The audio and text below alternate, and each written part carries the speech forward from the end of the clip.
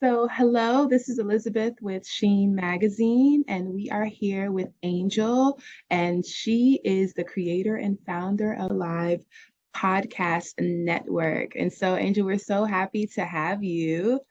Um, Yeah, I'm super excited to be here. Thank you for inviting me, Elizabeth. no problem. And so, we're just also so excited to hear more about this podcast network. I did a little research and just saw how amazing it truly is that one is Black owned, but it's also for people of color, especially, and to amplify their voices. And you're doing so many like wonderful things with this platform. So could you tell us a little bit why you started and what subscribers can find on your network? Awesome. Well, first, again, thank you again for having me. The Live Podcast Network is it's a work out of passion and working in the industry for over 20 years. I've personally witnessed the inequality that existed between like Black hosts and white hosts. The compensation that was being received, the rate in which they were able to really grow, and the dollars that were put behind like advancing their show so more people can be aware of what's being created. And then also just the amount of money that, the discrepancy, if you're getting paid this amount and you have so many listeners and I'm getting paid way less and we're comparable, why is these things happening? So Alive was created to be a space to really amplify the Black voice, making sure that they own their content. We don't own any of the shows unless it's something that's originally created by Alive. But then also like helping them to like get noticed, be seen. And I'm all about, like I said, that coin, like making sure, I think for a lot of us, I think we have been taught that we have to do things for free, or we have to do things, to get to a certain level. And while I understand to a certain degree, once you execute and you have a skill set and you're great at whatever it is, or that knowledge base that you have, I believe we should be compensated. And so giving people the opportunity to support you in the work that you do, that is why we are doing things differently and changing the monetization model from just being, ad sales to subscription based. Anytime someone joins our network, the subscriber, 50% of their subscription fee goes to a host of their choice. And I think that is really dismantling the inequality that exists in the economics, because I truly, truly believe that it's all around making Black content more accessible and the economics equitable. So I love that so much. I think that is just an amazing just idea that you would do this for your podcast host and the content creators. Like that's a wonderful thing. And I think I hope that more people continue to like come on your platform and see the benefit of that because that's just like an amazing thing that seems very rare. mm-hmm. No, absolutely, absolutely. Yeah, so I also saw that your app is available on iPhones now. Congratulations. And it says Thank you. December 8th. It'll be available on Android. Is that correct? Yes. Okay. So So Android, I will say, right now it's in testing. It is available on Android now, but December 8th will be our release date. So we can say with confidence that December 8th it will be released because it's currently technically out now.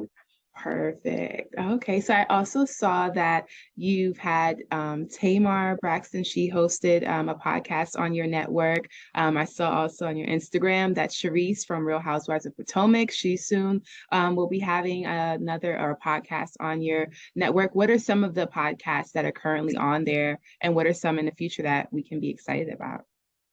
Yes, great question. So anyone who is a fan of Tamar Braxton, her show Under Construction, which we were up for NAACP Image Award on the network, is on our network. So definitely check it out, subscribe to the platform for it.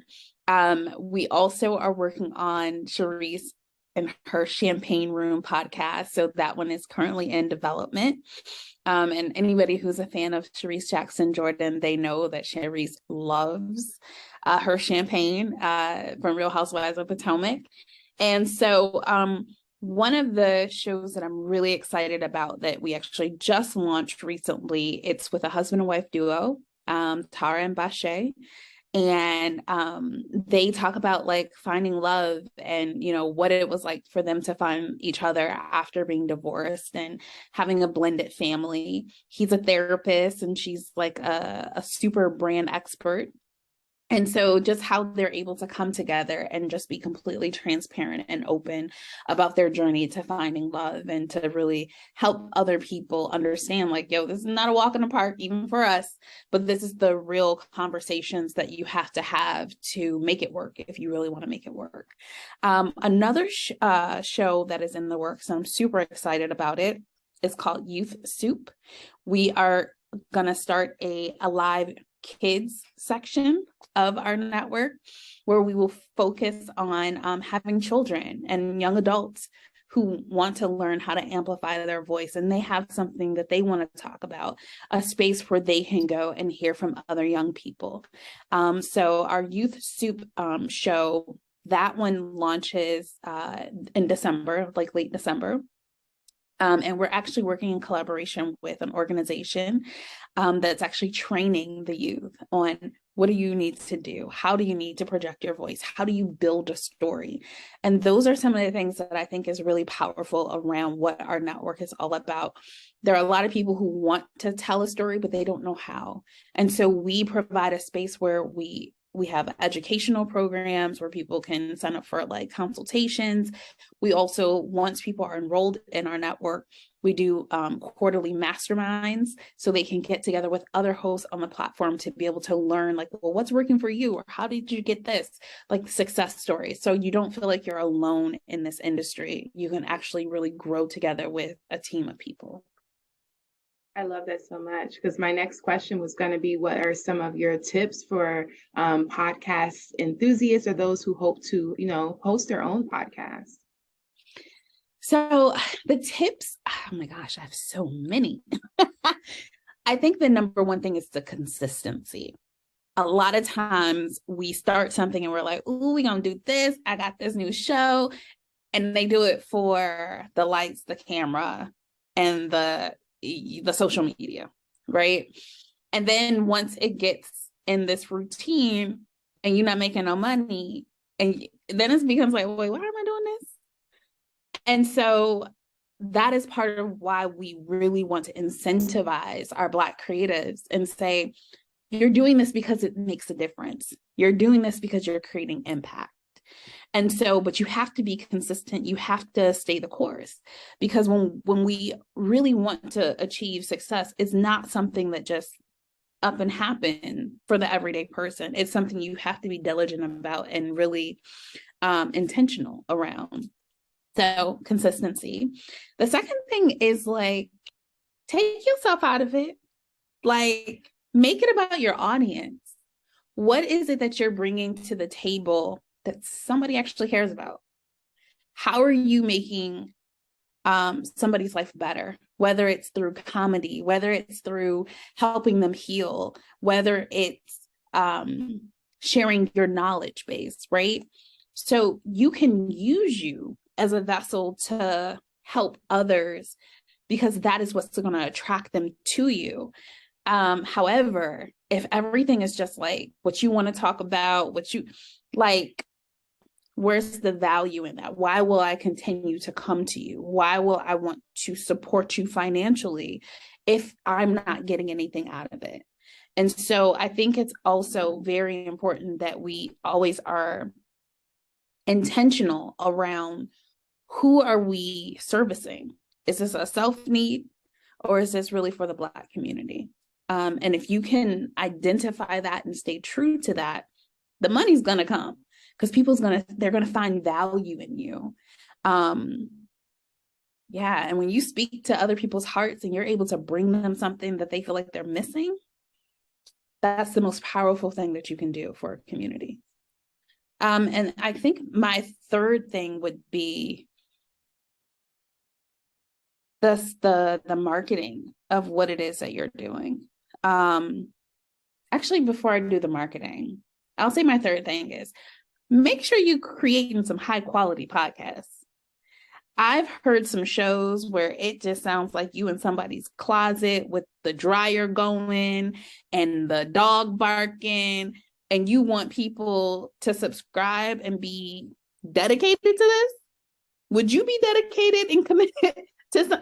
Like, no, we're not doing that. Take some pride in what it is that you're building. Invest in some good equipment.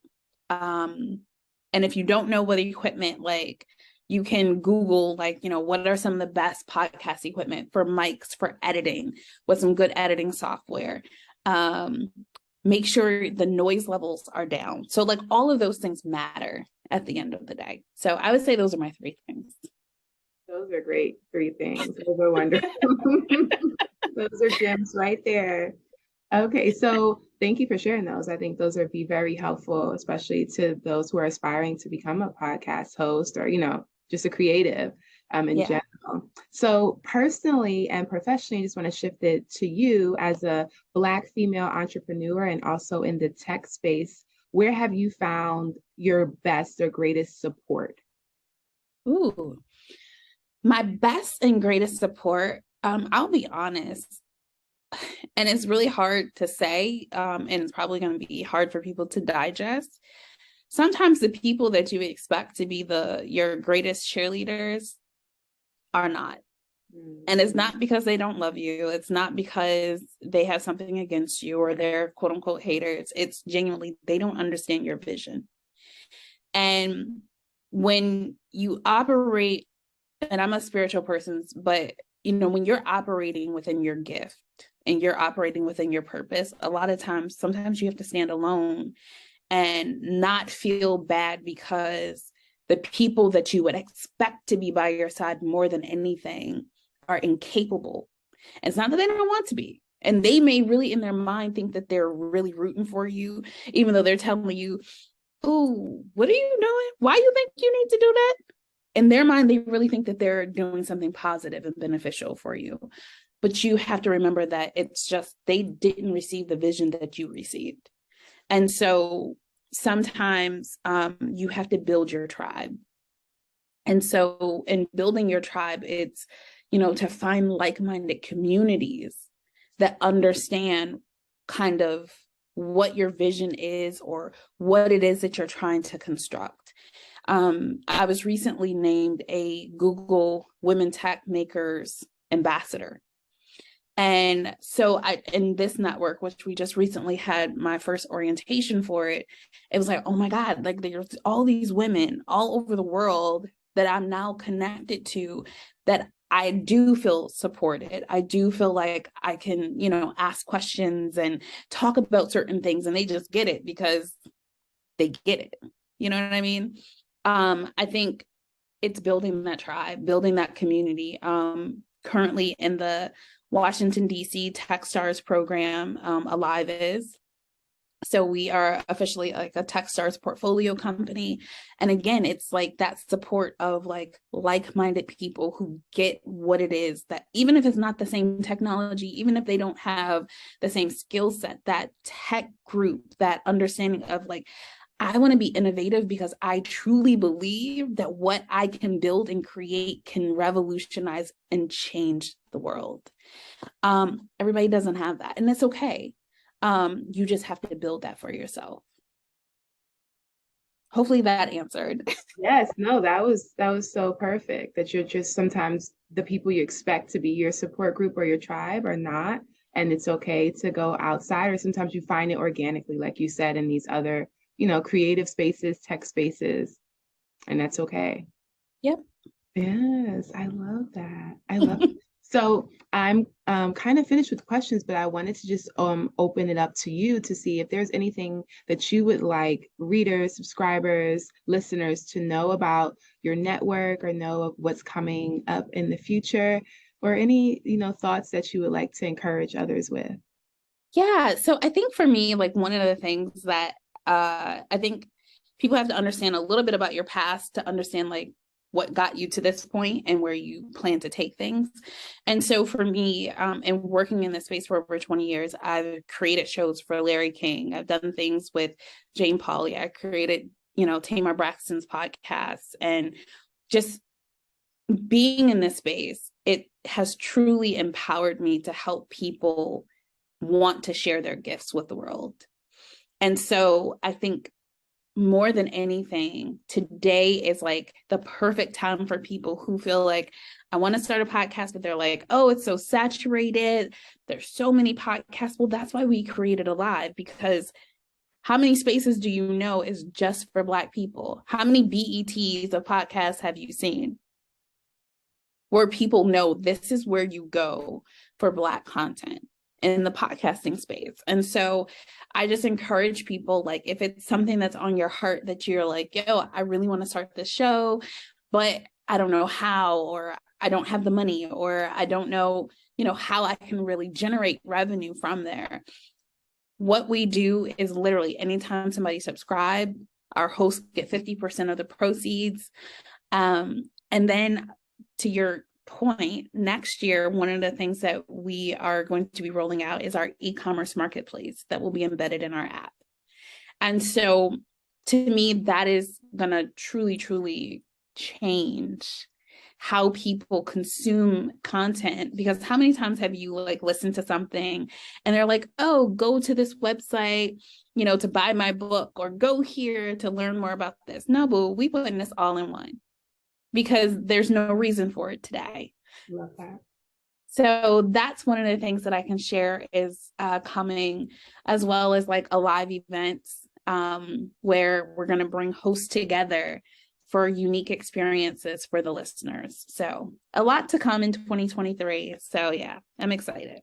I love that. Thank you so much, Angel. I'm excited for all of those things. I'm about to be a subscriber. I downloaded it and I'm ready to be a subscriber for real, because that's something that I think that we can just put our money where our mouth is and invest in something that's quality, that's purposeful, and you want to see our community shining, but also that you're also getting as a subscriber or listener, like you're excited to know that there's quality content, there's encouragement, or what ever your desire is in terms of your podcast, vibe.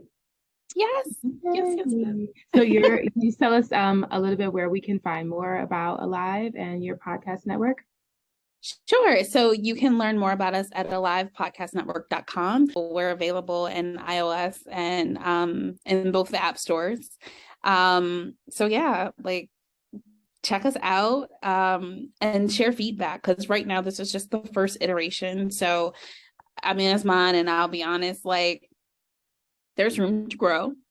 But at the same time, like, we want people to grow with us, and we want to be able to take their feedback and make them feel like, oh, I'm a part of this. Like, because I think there's something to be said for when your voice is being heard and you're able to suggest things, and then you see it in the app, like, this happened because of me. So like all of those things, that's where we are. And we're just super excited to be able to serve our community. So yes, I love that. Thank you so much. Thank you so much, Angel, for chatting with Sheen.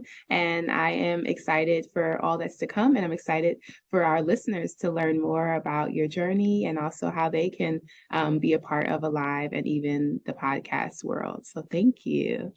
Absolutely. Well, thank you so much, Elizabeth. I have truly enjoyed our conversation. Yeah, it was fun.